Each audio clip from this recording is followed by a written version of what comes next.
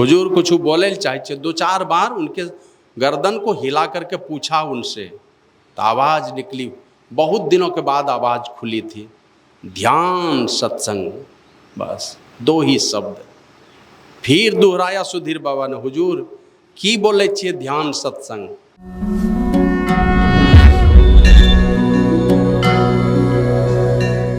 श्री सद्गुरु महाराज की जय। कहने सुनने की तो बहुत सारी बातें हैं, समय का अभाव है, मौसम खराब है। थोड़े समय में मैं आप लोगों को स्मरण कराना चाहता हूँ, बाबा देवी साहब दुनिया से जब महाप्रयाण किए तो जाते जाते यही कह कर गए। ऐसे एक दुर्भाग्यपूर्ण बातें ये थी, बिहार के उनके जो भी शिष्य थे बाबा देवी साहब के, कोई नहीं थे उनके निकट। मुख्य रूप से गुरु महाराज थे, ये भी नहीं जा सके थे। उनको कहीं पर फोड़ा हो गया था, बहुत बड़ा फोड़ा हुआ था, बहुत कष्ट में थे, इसलिए गुरु महाराज भी नहीं जा सके। लेकिन जाते जाते सबों को आशीर्वाद दे के गए और यही कह कर के गए, संसार धोखा है, आवागमन होता है, ये प्रकृति का नियम है। इसलिए गफलतबाजी ना करते हुए, अनेक प्रकार के दुखों और सुखों का थपेड़ा खाते हुए भी बिना अभ्यास किए हुए एक भी दिन ना रहो, अभ्यास करो, कह करके गए। उनकी बातों का असर जिनके ऊपर हुआ, उनमें से एक महापुरुष हमारे गुरु महाराज हुए। बड़े महापुरुष जब जाते हैं, अधिकांश छोटे लोग निरंकुश हो जाते हैं उनके पीछे चलने वाले। लेकिन बाबा देवी साहब गए तो गुरु महाराज के अंदर में और धधकने लगी वैराग्य की ज्वाला, खोजने लगे। गुरुदेव हमारे चले गए और हर गुरु यही चाहते हैं कि शिष्य हमारी बराबरी करे, मैं जहां हूं वहां पहुंचे। और गुरु महाराज के अंदर में ये बात उनको एक छटपटी पैदा कर दी, तड़प पैदा कर दिया उनके अंदर में। और खोजते खोजते आ गए वो कुप्पा घाट की गुफा में। अब बहुत कठिन साधना उन्होंने की और आत्म साक्षात्कार उन्होंने किया। गुरु महाराज हमारे दुनिया से जब गए, जो भजन बराबर गुनगुनाते थे, वही भजन अंतिम में घंटों योग निद्रा में पड़े थे। एकाएक शरीर में ज्यों ही हलचल हुआ, धीरो बाबा को आप लोगों ने देखा होगा, जो गुरु महाराज के बाजा का ऑपरेटर थे। उनके दो दो बेटे बिहार सरकार में 2 डिपार्टमेंट में डायरेक्टर थे। एक बेटा हाई कोर्ट का वकील था और पिताजी थे धीरो दास, वो कुप्पा घाट में गुरु महाराज का बाजा का ऑपरेटर थे। साउंड सिस्टम उनके हाथ में था। तो घंटों बाद गुरु महाराज योग निद्रा से बहिर्मुखी वृत्ति में आए, सामने में माइक्रोफोन व्यवस्थित कर दिया गुरु महाराज जी का मुखारविंद के सामने में। लगा कि अंतिम में कुछ कह के जाएंगे। यही बात कह गए, सुकिरत कर ले, माने बढ़िया काम कीजिए, संसार में कीर्ति फैलाएगा, दुनिया में जय जयकार होगा, आगे पीछे लोग सेवा करेंगे, कीर्ति वाला काम। लेकिन कहते हैं कीर्ति में ही फंस करके मत रहो, नाम सुमिर ले, संसार में भी जय जयकार हो और संसार के बाद का भी जीवन हमारा सुख समृद्धि और शांति वाला हो। को जाने कल की, जगत में खबर नहीं पल की, पल पल का खबर नहीं है, कल का क्या आशा धरे हुए बैठे हो मन में, कल तुम देख भी पाओगे कभी जिसकी आशा लगा कर बैठे हो। पूज्य संत सीबी बाबा गए थे, एक बात कहे थे शरीर छोड़ने के पहले, जब दौलत आती है दौलत आती है, अगर संतों का सानिध्य नहीं मिला तो सुरा और सुंदरी के चक्कर में पड़ जाता है, और दौलत जब जाती है तो 2 लात देकर जाती है। इसलिए सजग रहना अपने जीवन के प्रति। बाबा साहिब स्वामी जी महाराज महर्षि में ही धाम बनियारपुर में जब 30 मई 2011 ईस्वी को शरीर छोड़े, उस दिन अगर वहां होंगे तो आप लोगों को पता चला होगा, मैं भी था उस जगह पर। पूज्य सुधीर बाबा कमरे में जैसे ही गए थे कि भयावह आवाज आ रही थी, लगता था कुछ बोलना चाह रहे हैं पूज्य बाबा साहिब स्वामी जी महाराज। तो एक हाथ मस्तक पर लगाए सुधीर बाबा, एक हाथ उनके टुड्डी पर, दाढ़ी पर लगा के धीरे से पूछते हैं, हुजूर कुछ बोले चाहे छे, हुजूर कुछ बोले चाहे छे। 2-4 बार उनके गर्दन को हिला करके पूछा उनसे, तो आवाज निकली। बहुत दिनों के बाद आवाज खुली थी, ध्यान सत्संग, बस 2 ही शब्द। फिर दोहराया सुधीर बाबा ने, हुजूर की बोले छे ध्यान सत्संग, 2-4 बार दोहराए होंगे। बहुत जोर लगाते लगाते आवाज निकली, तैं रहियो, करते रहियो, नहीं बोल पाए, ध्यान सत्संग करते रहियो। यह अंतिम उपदेश था बाबा साहिब स्वामी जी महाराज की वाणी। हमारे गुरु महाराज लिखते हैं, सुनिए सकल जगत के वासी, यह जग नश्वर सकल विनाश। है सारे संसार के लोगों, सब लोग सुनो, एकदम गौर से सुनो। यह सारा का संसार क्या है? नश्वर है, विनाशी है, और देखने में कैसा लगता है? यह जग धूम धाम रे भाई। धूम धाम, धाम मन घर होता है, धूम मन धुआं होता है। धुएं के घर जैसा यह संसार है, धुएं के घर जैसा। आग लगती है कहीं पर, जब आग की लपट ऊपर उठती है तो देखिएगा धुएं का गोला बन बन करके ऊपर में जैसे लगे गोला जैसा ऊपर जा रहा है, लेकिन ऊपर जाएगा धुआं का घर जैसी आकृति देखने को मिलती है, लेकिन तुरंत विनस जाती है। यह जग धूम धाम रे भाई, यह जग जानो छली महाई। यह जग क्या है? जिसने भी इससे प्रेम किया, इस संसार से छला गया, धोखा खाया संसार से। हमारे गुरु महाराज लिखते हैं, यह परदेसवा काल को भेसवा, जो रे आवे दुख पाया। चाहा कि यहां बहुत सुख मिलेगा, लेकिन मिला तो इस संसार में सुख थोड़ा मिला, बदले में दुख मिला विशाल। बाबा साहिब स्वामी जी महाराज इसी को चेता करके कहते हैं, सारा समा है फानी, यही जिस्म की कहानी। सारा समा, सारा नजारा है ना, जो कुछ भी सामने में आ रहा है पर्दे पर, आपकी आंखों के सामने में, ये सारा नजारा क्या है? फानी, नाशवान है।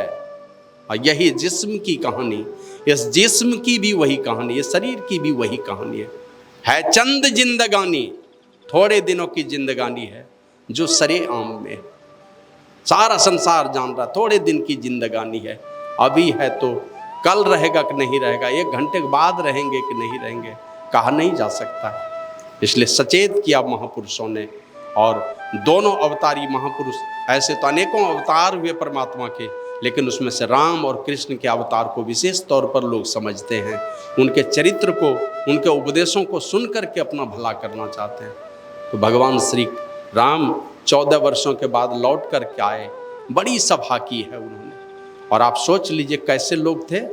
इक्ष्वाकु वंश की 39वीं पीढ़ी में सारे के सारे चक्रवर्ती सम्राट होते आए, अंत में ये हुए सारे धर्मात्मा राजा। और चेतावनी क्या दे करके जा रहे हैं? सारे नगरवासियों को, गुरुजनों को, सबको बुला लिया। बड़े पद पा करके भी सारे गुरुजनों को बुला करके उनको आदर से बिठाया, और सब लोगों के बीच में एक बड़ी सभा करके उपदेश किया है मनुष्य शरीर के विषय में। बड़े भाग मानुष तन पावा। बार बार आप लोग सुने इसको, और कहते कहते अंतिम में कहा, इस शरीर को पाना विषयों के भोग के लिए नहीं है, निर्विषय तत्व परमात्मा को प्राप्त करने के लिए। ताहि कबहूँ भल कही न कोई, गुंजाग्रही परसमनि खोई, नर्तन पाई विषय मन देई, पलटी सुधाते षड विष ले। और पहले कहा यही तन कर फल विषय ना भाई, स्वर्गो स्वर्ग अंत दुखदाई। अंत में स्वर्ग भी पालोगे, वह भी दुख देने वाला होगा। मनुष्य शरीर छोड़ करके स्वर्ग में भी जाओगे, वह भी अंतिम दुख देने वाला होगा। कहा इसके झमेले से निकालो अपने आप को, क्योंकि वह अंतिम दुख देता है। अधोगति में फिर ले जाएगा, लौटोगे तो कुत्ता गधा भेड़ बकरी आदि की योनि में घूमना पड़ेगा। तो समझा करके कहा यूं ही शरीर मिलता नहीं है, आकर चारी लक्ष्य 84 जोनी भरमती अजीव अविनाशी। यह अविनाशी जीव परमात्मा से बिछुड़ा 84 लाख योनियों में काल कर्म स्वभाव और गुण के घेरे में वो माया के प्रभाव से भटकता रहता है। कभी परमात्मा कृपा करते हैं, ये मनुष्य का शरीर दे देते हैं, ऐसे नहीं मिलता। लाखों लाख करोड़ों करोड़ वर्ष गुजरता है। 84 लाख तो योनियां हैं, एक एक वर्ष भी जोड़ेंगे तो 84 लाख वर्ष गुजरेंगे, तब ये कीमती शरीर मिलता है। और इस शरीर के विषय में भगवान श्री राम कहते हैं नर तन भव वारिद कहाँ बेरो, सन्मुख मरुत अनुग्रह मेरो, करंधार सदगुरु दिरनावा, दुर्लभ साज सुलभ करी पावा। ये तीनों साज है, माने अनुकूल परिस्थिति है। ये मनुष्य शरीर भी मिले और मल्लाह भी योग्य मिले और परमात्मा की कृपा रूपी अनुकूल वायु भी मिले, तो नाव सहज ही में अपनी दिशा की ओर बढ़ जाती है। अनुकूल वायु मिलनी चाहिए, परमात्मा कृपा रूपी, और सदगुरु मल्लाह मिले, मनुष्य शरीर मिले। नहीं तो सदगुरु हैं, अनुकूल वायु है, जानवर क्या कर पाएगा। दोनों परिस्थिति है, परमात्मा की कृपा भी है, अनुकूल वायु है, और ये खेवटिया भी हैं संत सदगुरु इस संसार में। घोड़ा हाथी तरेगा, खेवटिया पार ही करेगा, किसको पार करेगा। पार तो करने के लिए तो नाव ही चाहिए। ये मनुष्य शरीर नाव है, हमें ये प्राप्त है। ये तीनों साज सबको नसीब है नहीं। 7.25 अरब तो पूरे दुनिया की आबादी है, इतने ही मनुष्य शरीर वाले हैं, बाकी तो सब कीट पतंग मना मछली और कितने कितने जलचर थलचर नवचर अनेक प्रकार के जीव हैं, गिनती नहीं है उसकी। ये मनुष्य शरीर हमें परमात्मा की भक्ति करने के लिए मिला है। और फिर आगे इसलिए कहते हैं जो न तरई भवसागर, ये तीनों चीज मिलेगा नहीं दोहरा के, बार बार नर दे नहीं अबीर रे, चेत सके तो चेत कहे कबीर। और गुरु महाराज तो कहते हैं परिजन धन सारा, जाओगे इस संसार से, कहते हैं तुम अकेले नहीं, परिजन धन सारा और सुत विद्यारा। परिजन कर कुटुंब आपके जो है रिश्ते नाते वाले, और जितने प्रकार के धन है, चाहे घोड़ा धन है कि हाथी धन है कि सोना धन है कि चांदी धन है कि हीरा धन है, जगह जमीन और खेत वाला धन है, कोई भी धन, सुत विद्यारा, बेटा बेटी, धन दौलत, और पत्नी के लिए पति और पति के पत्नी, सुत विद्यारा, नहीं आवे को काम, और अंत में निज तन छुट्टी जावे, छूट जाएगा, नहीं रहेगा। और छूटेगा तो दोहरा के मिलने की कोई गारंटी नहीं है। बस संतों की सलाह अगर माने वहां जाकर के गारंटी होती है।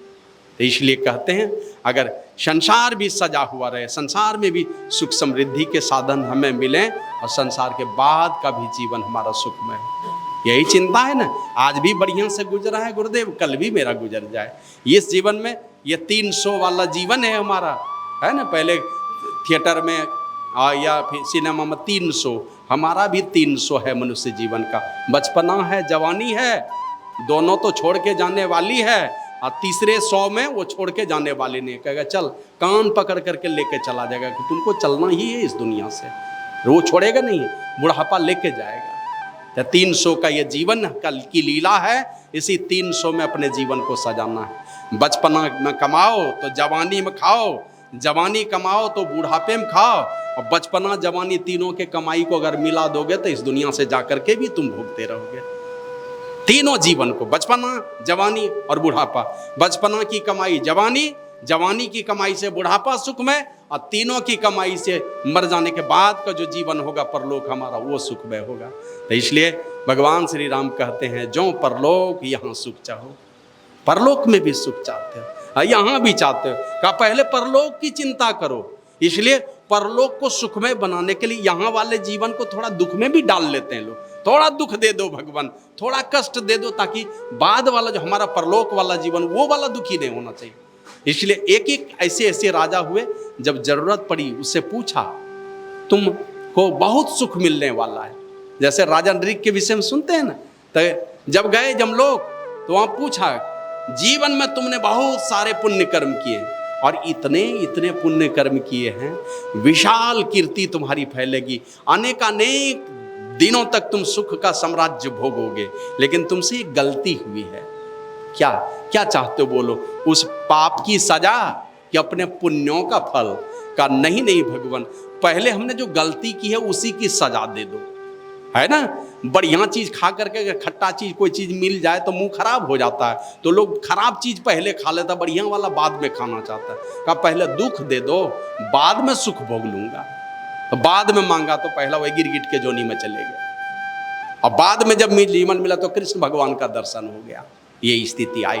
तो इसलिए भगवान श्री राम कहते हैं अगर परलोक भी सुख में चाहिए और ये संसार भी सुख में चाहिए, हमारे गुरु महाराज कहते थे जो परमात्मा और जो परमात्मा स्वरूप गुरुदेव स्वर्ण कलश रूपी मुक्ति दे सकता है, या मुक्ति रूपी स्वर्ण कलश दे सकता है, वो मिट्टी का कलश रूपी ये संसारिक चीज नहीं देगा, संसारिक चीज भी देगा। उसकी कीमत ही क्या है? जिनके पास सोने का कलश है तो मिट्टी के कलश की कीमत ही उसके लिए क्या है? कुछ भी कीमत नहीं।